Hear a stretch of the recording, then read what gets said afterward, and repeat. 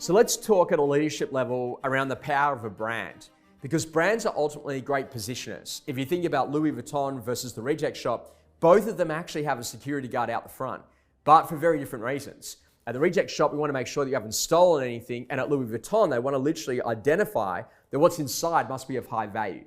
Now, if you think about both of those brands, the brand positioning is really incredibly important, because then it then moves down to our service excellence. So what are the areas that we're actually going to go and serve the customer? So if we think about what it is that we're doing, what do we actually expect in terms of our service standards? Now, why that's really critical is that then allows us to actually be able to expand the way that we think. And that expansion of the way that we think actually allows the brand to scale across different marketplaces. Now, ultimately, the brand will need to adapt, and that adaptation to new markets is going to be critical, but then it actually comes back down to what we've got to call service execution. So how do they know how to do what it is that they do to make us feel incredibly important in the way that we go to do the work?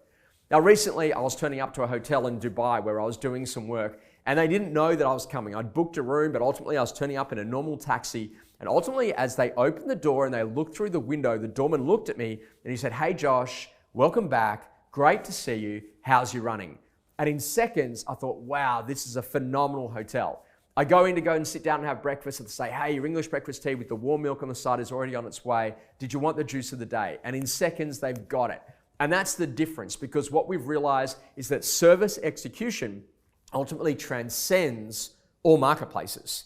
Now, your skill as a great leader is to actually make sure that you've got clarity about the brand. And once you've got clarity about the brand, how do we actually go to serve those customers?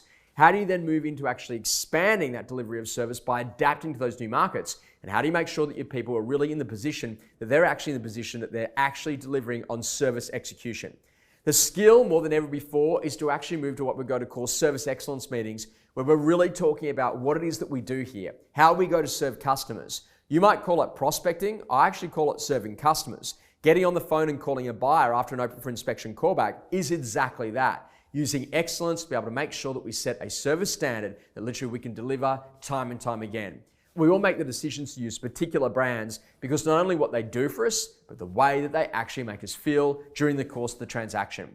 Get back to planning. Get back on the radar of your goals. Make sure that as a business that you really understand where your brand is positioned and what your service excellence standards really are, so you can ensure that your team is moving to that period of execution time and time again.